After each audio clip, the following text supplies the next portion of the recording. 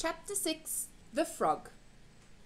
To pay her back for the glass eye in his beer, Mr. Twit decided he would put a frog in Mrs. Twit's bed. He caught a big one down by the pond and carried it back secretly in a box. That night, when Mrs. Twit was in the bathroom getting ready for bed, Mr. Twit slipped the frog between her sheets. Then he got into his own bed and waited for the fun to begin.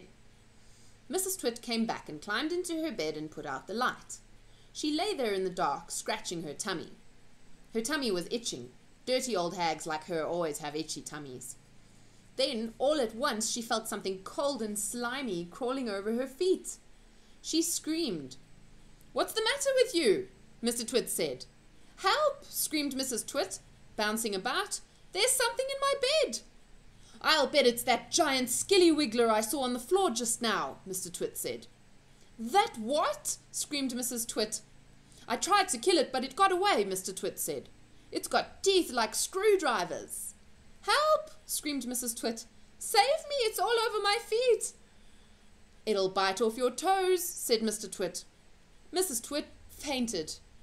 Mr. Twit got out of bed and fetched a jug of cold water. He poured the water over Mrs. Twit's head to wake her up. The frog crawled up from under the sheets to get near the water.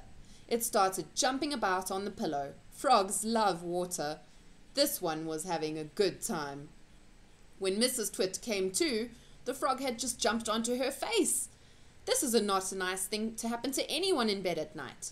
She screamed again. "By golly, it is a giant skilly wiggler," Mr. Twit said.